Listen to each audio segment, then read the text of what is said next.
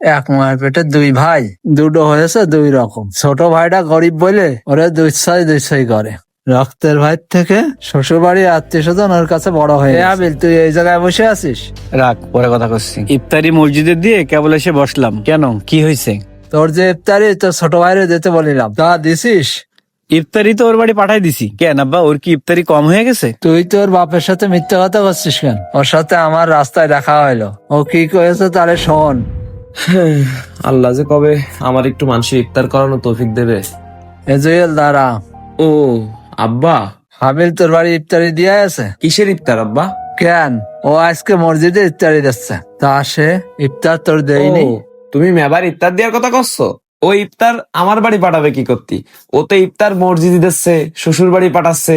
আর আব্বা, গরিব মানুষ তো কারোর ভাই হয় না, তুমি মনে হয় ভুলে গেছো।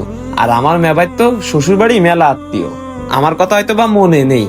ও তুমি কিছু মনে করে না, সকালে তোমার পোতা ছেলে কান্দিল, তা আমি ওই বাজারে যে বেগুন আর একটু ডাল কিনে নিয়ে আইছি, ওই দিয়ে বেগুনি আর বড়া বানাই দেবেন ইফতারিতে ওর। আর তোমার বৌমার কইছি তুমিও একদিন আমাকে সাথে ইফতার করে নে।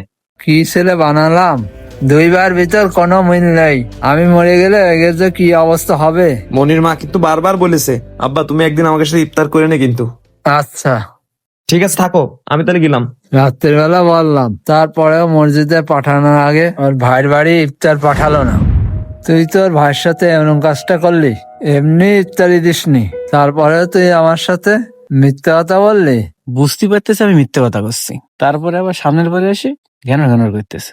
আর তুই যে আল্লাহর সন্তুষ্টের জন্য, সবের জন্য আজকে যে মসজিদে ইফতারি দিছিস, তোরও ইফতারি কি আল্লাহর দরবারে কবুল হবে? তুই তো তোর নিজের ভাইরে ইফতারি দিসনি, আর তারে তুই আত্মীয়ের হক আদায় করলি কি হবে? আব্বা শোনো, তুমি না জেনে শুনে উল্টো পাল্টা বলে না। আত্মীয়র হক আদায় করতেছি না মানে?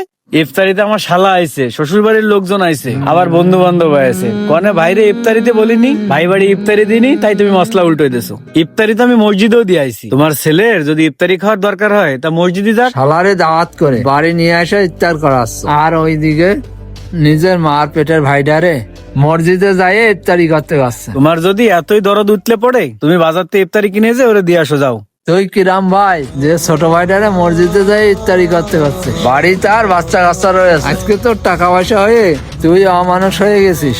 আব্বা তুমি খাও আমার মধ্যে, থাকো আমার মধ্যে, তারপরও তুমি আমার বড় বড় কথা শোনা যাচ্ছ।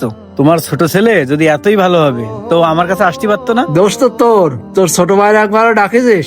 তুই ডাকলে ও অবশ্যই আসতো। শোন, বড় ভাই হওয়া অত সহজ না, আর তুই আজকে আমারও খাওয়ার খোটা দিলি। শোন।